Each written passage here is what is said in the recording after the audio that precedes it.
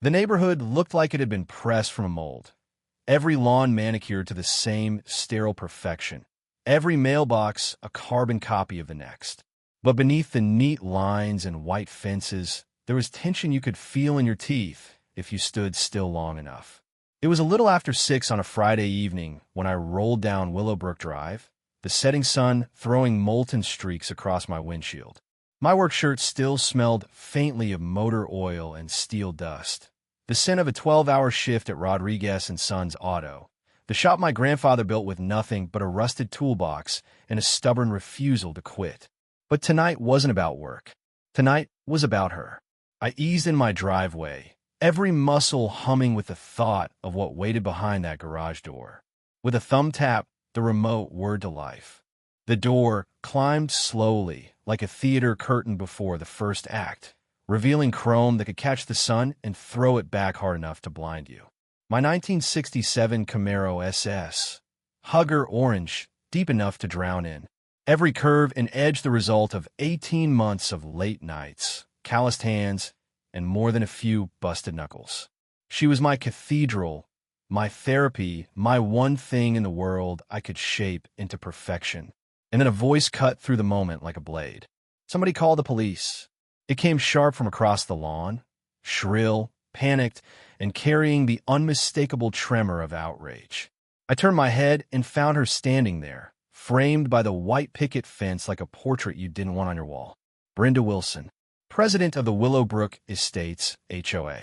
Hair sprayed into immovable compliance, nails gleaming like they'd never been closer to dirt than a potting shed display, and a phone already pressed to her ear. "Yes, I'm looking at him right now," she said into the receiver, eyes fixed on me like I was some zoo animal who'd slipped the enclosure. "Black male, mid-30s, stealing my car. Yes, my car. He's in my driveway right now." For a beat, I thought maybe this was some absurd attempt at humor. But the sirens in the distance told me otherwise. She hadn't even walked over to talk. She'd gone straight for the nuclear button. I stood there, my own keys warm in my palm, my own garage yawning open behind me, my own car gleaming like it had been carved from a dream, and realized I was about to get arrested for grand theft auto in my own driveway. The air between us felt heavy, like the humidity before a storm. "You've lost your mind," I said, not loud enough for anyone but her to hear. Her mouth curled, not into a smile, but something colder. "We'll see," she replied, tucking the phone tighter to her ear. The first squad car rounded the corner before I could breathe twice.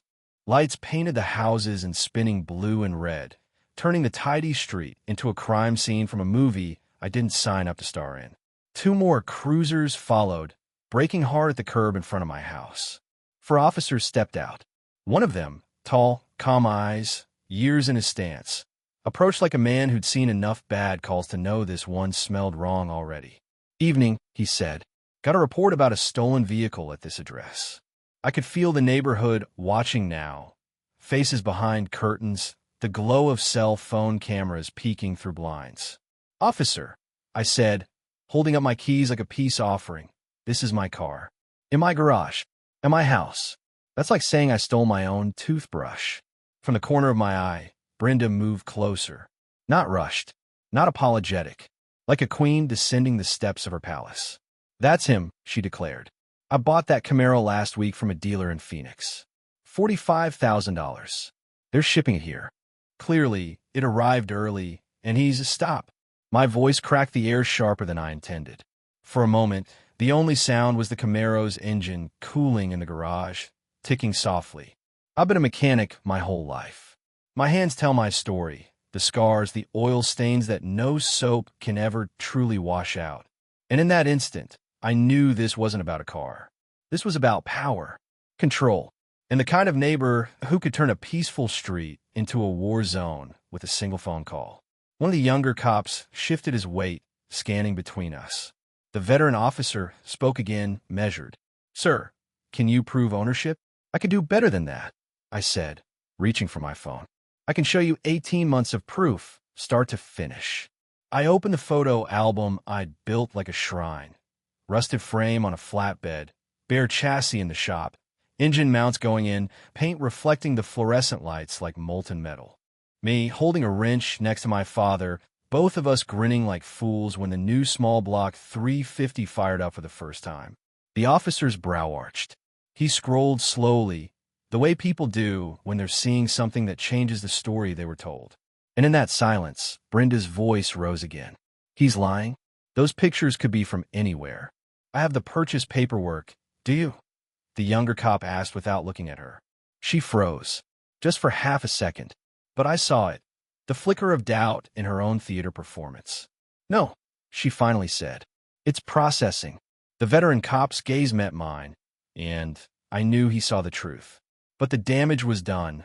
The whole street had seen me standing under flashing lights, accused like a criminal. I watched Brenda turn and walk back toward her house, heels clicking against the driveway like a gavel slamming down. She didn't look victorious. She looked calculating. And in that instant, I understood this wasn't over. This wasn't even the beginning. The cruisers left with the kind of slow, deliberate movement that says we'll file this under resolve, but keep your phone close. The last sweep of blue and red faded down Willowbrook Drive, leaving me in the half-light of early evening, standing in my driveway like a man who'd just survived an ambush. I stayed there a moment longer, hands braced against the Camaro's warm hood. My father used to tell me you could measure a man's control by how he handled being blindsided. I wasn't sure where I landed on that scale yet. The rational part of me said it's over. But the part that knew people, really knew them, was already feeling the splinters starting to crack the plank. Through the windshield, I caught movement. Brenda's living room window was lit from inside, her silhouette framed in gold lamplight. She wasn't pretending to tidy up or make dinner. She was just watching me, standing still, like a hunter tracking an animal she already believed was hers. I closed the garage, locked it, and went inside. But the weight followed me in.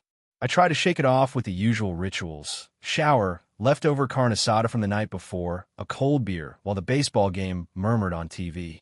It didn't stick. My mind kept circling back to that look she gave me before she turned away. Not gloating, not angry, but strategic. By Monday morning, I found out what strategy looked like in Brenda's hands. The first HOA violation was waiting in my mailbox, folded crisp, sealed with the HOA crest like it was a summons from Crown. Unauthorized commercial vehicle storage, $200 fine, 48 hours to comply. I didn't have to open it to know who'd signed it. Brenda's penmanship was surgical, each letter sharp enough to cut paper. My offense was parking my work van in my own driveway. A white Ford Transit, nothing flashy, but the Rodriguez and Sons logo in green and gold ran down the side. I'd driven that van for 8 years. It was as much a part of my life as my coffee mug or my socket set. The HOA bylaws were clear, or at least I thought they were. No commercial vehicles purchased after the date of the 2020 restrictions. Mine was bought in 2017, which meant, in legal terms, grandfathered in. Brenda could puff her chest all she wanted, but she had no authority here. Still, I read the letter twice. I thought about crumpling it. Then I thought better. My dad's voice came back to me again. Paper trails don't lie. I slid the letter into a manila folder and labeled it in thick black ink. Brenda, documentation. It was my first conscious decision to fight back, even if I didn't call it that yet. That week was a slow bleed of small, irritating cuts. Another violation, alleged oil stains on my driveway. Then one about excessive noise from the garage. Both were lies, and both arrived in the same stiff, clinical envelope. By Thursday, it was 3 letters in 4 days. I started noticing her more, not just in the window, but out on the street. She'd change her morning routine, extending her jog route past my house 3, 4, 5 times. Once I saw her stop completely, measuring something along the edge of my lawn with a collapsible yardstick. She didn't even flinch when she saw me watching. It was a performance, for me, for the neighbors, maybe even for herself. A show of ownership over space that didn't belong to her. I mentioned it casually to Tom, the guy across the street, while we were both taking out trash one night. He looked uncomfortable, shifting his weight like the pavement was too hot under his shoes. "Don't take it personal," he said, voice low. "She's like that with everyone she doesn't think belongs here." "Belongs?" I asked. He shrugged, but his eyes told me more than his words did. Keep your head down. It'll pass. I'd heard that advice before in other neighborhoods, in other contexts. It never sat right. Keeping your head down only works if the other person stops swinging. Brenda didn't look like the type to stop. Friday brought the first official escalation. I came home from the shop to find a man in a reflective vest standing in my driveway with a clipboard. Code enforcement, he introduced himself. Anonymous complaint about unlicensed commercial auto repair on the property. I stepped aside and let him in. My garage was spotless, tools mounted on pegboard, parts stored in labeled bins, floors clean enough to eat off. The only vehicle inside was the Camaro. He looked around, whistled low. Hell, this is cleaner than my office. I don't see anything that violates code. Anonymous complaint, I said flatly. He smirked, the kind of smirk from someone who's been on the receiving end of Brenda's anonymous complaints more than once. Off the record, I've been here 4 times this month for different houses. Same voice every time. Lady needs a hobby. He left, and I knew this wasn't random. This was a campaign. That night, I did something I've been putting off since moving in. I sat at my kitchen table, laptop open, and read the Willowbrook Estates HOA bylaws from start to finish. Every clause, every subclause, every comma. I made notes, highlighted dates, cross-referenced changes with county records. My divorce lawyer once told me, the only thing more dangerous than someone who knows the rules is someone who knows how they're written. And there it was, in plain black and white. My van was exempt. Purchased before the restrictions. Brenda's violation notice was a bluff. I printed the page, attached my proof of purchase, and hand-delivered it to the HOA office the next morning. The receptionist scanned it, her eyebrows climbing. She's not going to like this, she said under her breath. I'm not here for her to like it, I replied. The following week, things shifted again, subtle, but enough to notice if you were looking. Neighbors I'd only exchanged nods with before started slowing down when they walked past. Some smiled tight, others avoided eye contact entirely. The air felt heavier, like I was carrying a charge of static electricity no one wanted to touch. And Brenda stopped pretending this was about rules. One afternoon, I caught her on the sidewalk, phone in hand, snapping pictures of my front yard from 3 different angles. I opened the door and stepped out. Need something? I asked. She didn't flinch, just maintaining community standards. Pretty sure the standard isn't stalking your neighbors. She smiled, a slow, deliberate curve of the lips. Careful, Marcus. People might get the wrong idea about you. That was it. Not a shout, not a threat you could record, just a thin blade slipped under the skin. That night, lying in bed, I realized I was no longer reacting to isolated jabs. This was a pattern, and patterns have trajectories. If I let it run unchecked, it wouldn't stop at letters or photographs. Somewhere in Brenda's mind, she'd already written the end of this story, and it ended with me gone. But I had no intention of letting her hold the pen. The first real crack in the wall came on a Wednesday afternoon, under the hum of fluorescent lights and the stale smell of old paper. I hadn't planned on going to the county records office. I meant to grab lunch, maybe a sandwich from the deli on 8th Street. But as I was pulling out of the shop's lot, I thought about Brenda's sudden fixation on my property. The pictures, the measurements, the manufactured violations. Wasn't random. And if it wasn't random, there had to be a paper trail. The courthouse was a beige monolith, the kind of building that could make sunshine feel like an intruder. Inside, the records clerk was a woman with reading glasses perched halfway down her nose and the kind of unhurried voice that made you want to confess to crimes you hadn't committed. HOA corporate filings? She asked when I told her what I needed. She slid a battered cardboard box across the counter. In here somewhere. Good luck making sense of it. The box was heavy. Decades of minutes, budgets, contracts, all crammed into mismatched folders like a hoarder's time capsule. I sat at a long table under buzzing lights and started sifting. It was tedious at first, the kind of work that turns your brain into wallpaper paste. But then the patterns began to show. Vendor invoices, landscaping contracts, consulting fees, each one bearing the same address in the corner, neatly typed, 1247 Maple Lane. Brenda's house. I checked again, triple-checked. The numbers were too clean to be sloppy accounting. This was deliberate, a siphon built right into the HOA's bloodstream. Brenda was paying herself through shell companies that existed on paper and nowhere else. Thousands at a time for services that never happened. I sat back in a chair, heart beating hard. If I was right, this wasn't just a neighbor feud anymore. This was fraud. And if she was willing to call the cops on me over a car, what would she do to protect something like this? I didn't have to wait long to find out. By Friday morning, the retaliation began to take shape.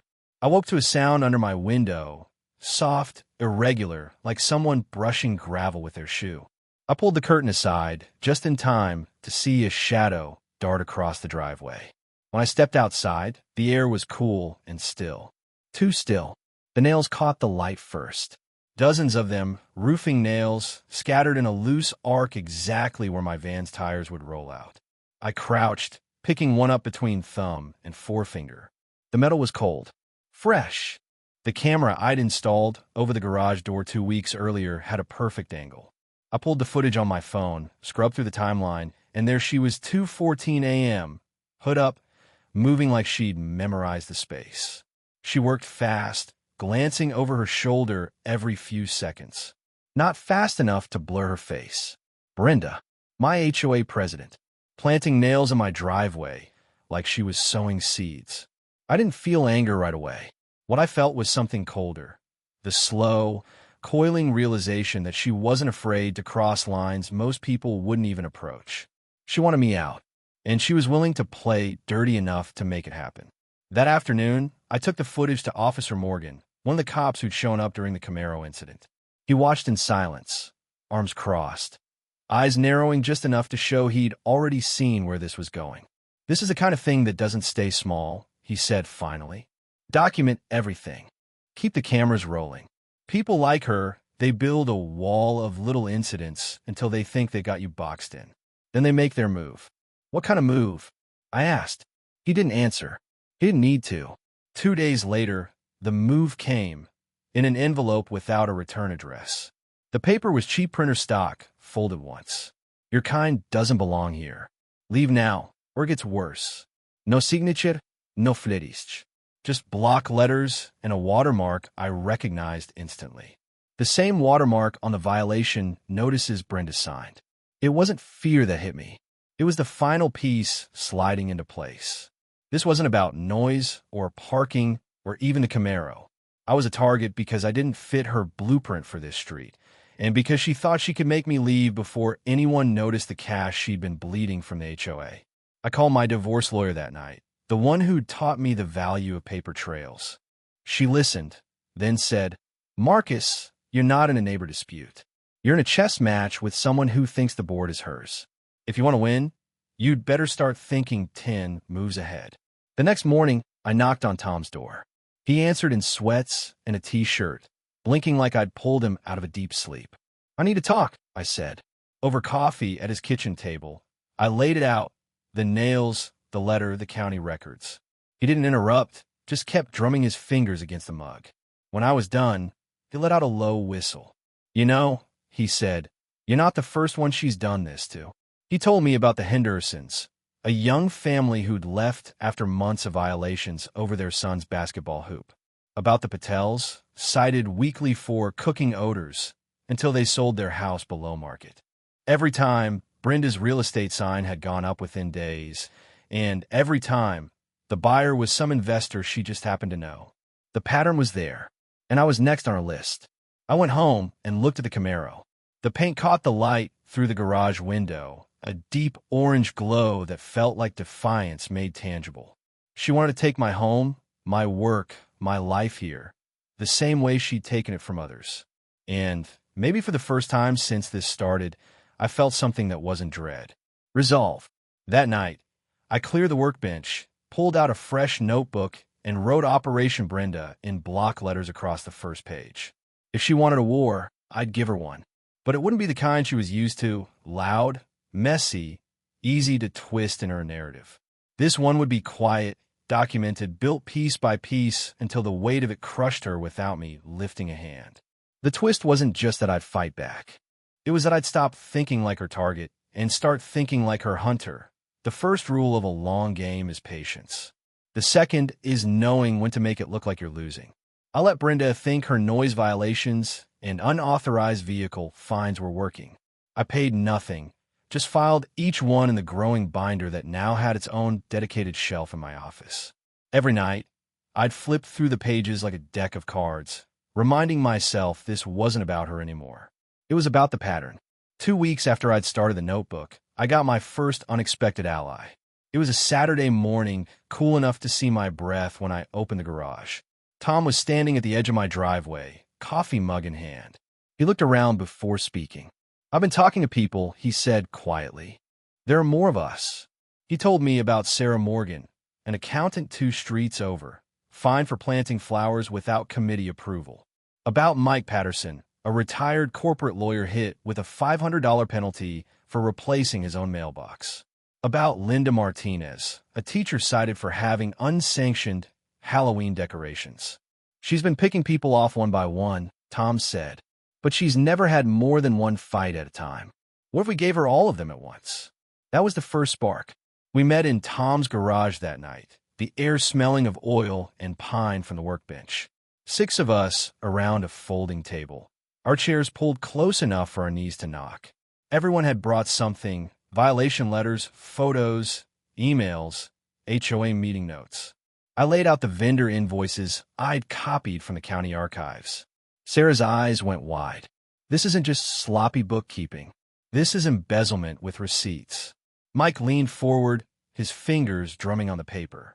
"If these numbers are right, she's using HOA funds for personal expenses. And under state law, that's not just removal from office, that's criminal prosecution." Linda started organizing everything into piles by date. "We'll need a timeline. If we can show that the harassment spikes right before a homeowner sells, we can connect it to her real estate transactions." It was like watching a pit crew assemble in slow motion. Everyone had a skill. Everyone had skin in the game. The cameras went up the next day. Not just mine. Carlos, Linda's brother, was a contractor with enough gear to turn our cul-de-sac into Fort Knox. Motion sensors, night vision, cloud backup. If Brenda so much as looked at someone's mailbox, we'd have it in 4K. We started sharing daily updates through a private group chat. Photos of her pacing the sidewalks, videos of her snapping pictures of houses, time-stamped logs of every letter or anonymous complaint. Sarah began cross-referencing the HOA's monthly spending with the dates of our incidents. By the end of the week, we had a spreadsheet that looked less like neighborly squabbles and more like a criminal playbook. The thing about pressure is it leaks through the cracks before it bursts. Brenda started showing hers in small ways. First came the social media posts, carefully worded but dripping with implication. We must protect our community from those who undermine its values. She never named names, but she didn't have to. The people who believed her didn't need proof. The people who didn't believe her already had it. Then she escalated to what Tom called the desperation tour, walking door to door, warning people about the dangerous influence I supposedly had. One neighbor told me she compared me to a disease that needs to be contained. I didn't confront her. Not yet. The best way to make a liar show her hand is to give her room to talk. The real shift came when I overheard her at the HOA office. I'd gone in to request the annual financial report, a perfectly legal right under state law. The receptionist disappeared into the back to find it. That's when I heard Brenda's voice, low but sharp. "I don't care what it takes. We shut this down now. If he finds out what's in those numbers, it's over for all of us." For all of us. That stuck. It meant there was more than just Brenda in this. And if she was pulling strings for others, the fight wasn't just personal, it was structural. 2 days later, Sarah handed me a folder. "You need to see this." Inside were printouts of property sale records from the last 2 years. 3 families, all targets of heavy violations, had sold below market value. The buyers? Every one of them tied to the same small network of investors Brenda had worked with in her real estate business. "She harasses people until they sell," Sarah said. "Then she brokers the deal and gets her commission. It's a forced sale scheme." I flipped through the pages, each sale date syncing perfectly with a spike in violations. The pattern was too perfect to be coincidence. "She's not just corrupt," I said. "She's running a business off the backs of everyone here." Mike leaned back in his chair, expression hard. Then it's time we make this business and profitable. The meeting that night was different. We weren't just collecting evidence anymore. We were planning moves. Step 1, Mike said, file an official request for a full, independent audit. She'll try to block it, but the request itself becomes public record. That's the wedge.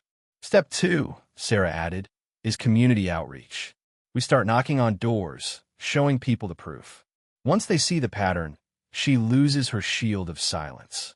Linda tapped the table for emphasis. In step 3, we run our own candidates in the next board election. If we can get a majority, we can vote her out and hand the evidence to the state. It was more than a plan. It was the first real counterattack. That night, after everyone left, I sat alone in the garage with the Camaro. The smell of old leather and engine oil wrapped around me, familiar and grounding. This car had started as a pile of rust. It had no shape, no shine, just potential. And I'd rebuilt it one piece at a time until it could roar again. Maybe that's what this was, not a war so much as a restoration. Taking something broken and making it whole. But restoration is messy. And sometimes you have to strip a thing down to bare metal before it can be strong again. The pressure was climbing. Brenda must have felt it too, because her behavior turned erratic. One afternoon, Carlos caught her creeping along Linda's side yard, measuring the fence height. Another night, Tom's camera caught her parked 2 streets over, sitting in her car with the lights off, staring down my block. The footage went into the binder. Every move she made tightened the noose, and she didn't even see it. The night before our first official outreach push, I couldn't sleep. I kept picturing the look on Brenda's face when the cops pulled up that first night. The certainty that she was untouchable. I wanted that certainty to shatter. But more than that, I wanted the neighborhood to see it shatter. Because once you see someone's power break, you can never unsee it. That was the difference between surviving her and ending her reign. And tomorrow, we'd start the process. By the time the sun set over Willowbrook that Thursday, the air itself felt electric, like the street was holding its breath. We'd planned every step of this day for weeks. The outreach campaign had spread like fire through dry grass. By now, half the neighborhood knew about Brenda's fake vendor payments and for sale scheme. The other half had heard the whispers and were looking at her with new eyes. Tonight, she'd called an emergency HOA meeting to address what she called dangerous misinformation. We knew what it really was, her last attempt to hold the walls up before they came down. The community center smelled faintly of stale coffee and industrial carpet glue. Folding chairs filled the room in uneven rows, and every single one was occupied. People stood along the back wall, arms crossed, murmuring to each other. Brenda sat at the head table, flanked by her 2 most loyal board members. She was dressed like she was going to court, navy blazer, pearl necklace, hair wound into an unyielding bun. If not for the slight tremor in her left hand, she might have looked in control. She started with her usual tone, clipped, authoritative, like a teacher scolding a class. It has come to my attention that certain individuals have been spreading false and damaging accusations against this board. These lies threaten not just my reputation, but the value of every property in Willowbrook Estates. A few people nodded. More stayed silent. Then Tom stood up from the 3rd row. You want to talk about damage? Let's talk numbers. The room shifted. Sarah joined him, carrying the trifold display board we'd built. The one with printouts of the county records, property sales, and bank statements. Each sheet was sealed in plastic, annotated in red marker like a crime scene diagram. This, Sarah said, pointing to the first column, is the money you've stolen from us. Over $90,000 in fake vendor payments, all to companies registered at your home address. This isn't a rumor, Brenda. It's public record. Murmurs erupted, sharp and fast. Brenda's voice rose over them. This is slander. And I will know. Mike cut in, holding up his phone. Slander is spoken. This is documented fraud. He tapped the screen, and Brenda's own voice filled the room. The recording from the HOA office, the one where she'd said, if he finds out what's in those numbers, it's over for all of us. The words seemed to hang in the air, heavy as lead. For a moment, Brenda froze. Just a beat too long for someone with nothing to hide. Then she reached for her prepared stack of papers, hands moving faster now. That's when the doors at the back of the room opened, and two uniformed officers stepped in. Every head turned. Officer Morgan's gaze swept the room before locking on Brenda. "Mrs. Wilson," he said evenly, "we have a warrant for your arrest on charges of embezzlement, fraud, and filing false police reports." The sound that followed was strange, a mix of shocked gasps, chair legs scraping back, and someone in the back whispering, "Holy hell." Brenda laughed. Not the amused kind, the high, brittle laugh of someone who just felt the ground tilt under them. "You can't be serious," she said, her voice pitching higher. "This is a setup." "This is, ma'am," Morgan said, stepping closer. "We have financial records, sworn statements, and video evidence. You need to come with us." The tremor in her hand was gone now. Her whole body was shaking. I didn't move, didn't speak. I just watched as she stood, scanning the room for any trace of support. Her loyal board members wouldn't meet her eyes. Even the neighbors who'd once defended her stared down at their shoes. "This community was perfect before people like you moved in," she said suddenly, and I realized she was looking at me. I didn't blink, and now it's better. The words seemed to hit her harder than the cuffs, clicking shut. They walked her out past the rows of chairs, every eye in the room following. Some people looked satisfied. Others just looked tired. The door closed behind her, and the silence that followed felt almost holy, the moment after a storm when you're not sure it's really over. Tom exhaled beside me. 3 months ago, I didn't think this was possible. 3 months ago, I said, she thought it was impossible. Outside, the parking lot was lit by the harsh white beams of the news vans. Cameras swiveled toward the door as the officers led Brenda across the asphalt. Reporters called her name. She kept her head down. I stood off to the side, not wanting to be in the center of the chaos. But one of the reporters spotted me anyway. "Marcus," she said, mic extended, "what would you say to other homeowners dealing with HOA abuse?" I thought of the first letter in my mailbox, the nails in my driveway, the way Brenda had looked through her window that night like she was already measuring me for eviction. "Document everything," I said. "Build community. And don't let them make you small." It wasn't until later that night, back in my garage, that it hit me. The Camaro was parked exactly where it had been the day this started, chrome gleaming under the fluorescent lights. But everything else had changed. This wasn't just my fight anymore. The neighbors who'd once kept their heads down were standing up. The paper trail we'd built wasn't just a defense, it was a weapon. And Brenda's fall wasn't the end of the story. It was the start of something we'd all owned together. I ran my hand over the curve of the Camaro's fender, feeling the smooth paint under my fingertips. Some things you rebuild for yourself. Others you rebuild so they can't be broken again. Tonight, we'd done both. The morning after Brenda's arrest, Willowbrook felt like a different place. It wasn't quieter, the sound were the same. Sprinklers ticking in the early light. A lawnmower droning 2 streets over. The faint clink of someone setting out breakfast dishes. But underneath, something had shifted. The air no longer had that faint metallic taste of tension. When I stepped out to grab the paper, Tom was already there, leaning on his mailbox with a steaming mug. He raised it in greeting, and for the first time since I'd moved here, there was no warning in his eyes. "Feels different," he said. "It is different," I replied. By noon, the neighborhood thread was buzzing, not with accusations or veiled threats, but with people sharing lawn equipment, offering to help repair a fence, arranging a potluck. It was like a dam had cracked and the water finally flowed where it was meant to. Linda stopped by in the afternoon with a box. "For you," she said, setting it on my porch. Inside was my binder, the thick, overstuffed one with every violation, every photo, every scrap of evidence we collected. But now, the front cover had been replaced with something else, a leather-bound book stamped in gold. On the first page, someone had written in neat block letters, "The night we took our neighborhood back, Brenda's house sat dark now, curtains drawn, the realtor's lockbox hanging from the doorknob. The HOA called an emergency election within a week, and 3 of our group took seats on the board. Mike volunteered to handle finances. Sarah took over as treasurer. The first vote they passed was to hire an independent auditor.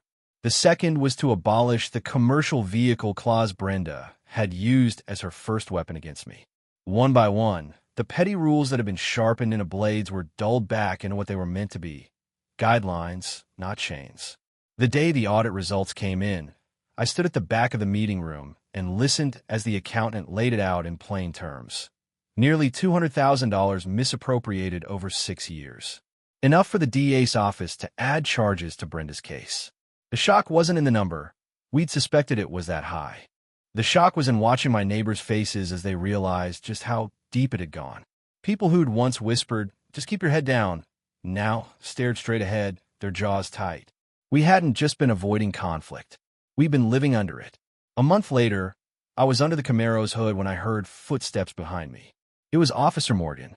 He leaned on the garage frame, looking around at the neatly lined tools, the oil-free floor.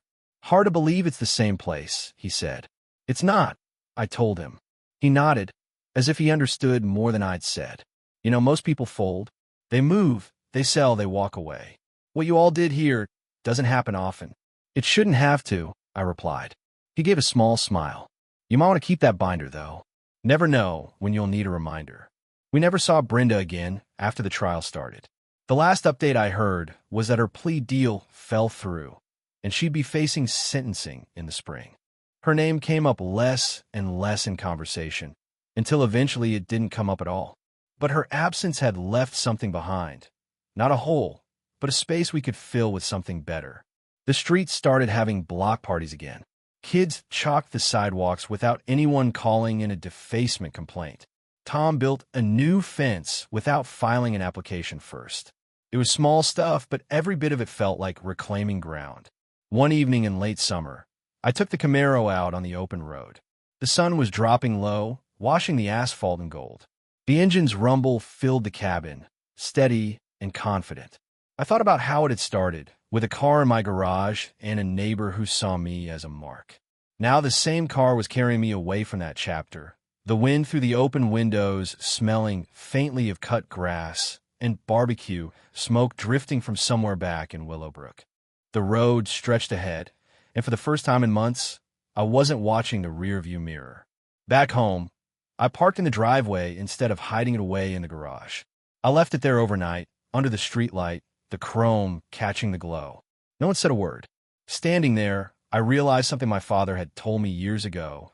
There's a difference between winning a fight and ending one. Winning can be loud, messy, something you can point to. Ending it, that's quieter. It's when you can finally exhale without bracing for the next blow. That's what this was. Later, as I closed up for the night, I glanced at the leather-bound binder on my workbench. It wasn't just a record anymore. It was proof that the smallest details, the quietest persistence, the refusal to be erased, could topple someone who thought they were untouchable. I ran my fingers over the gold lettering once before switching off the light. The street outside was still, peaceful. Hours, some storms break you. Others clear the sky, so you can finally see how much was always yours.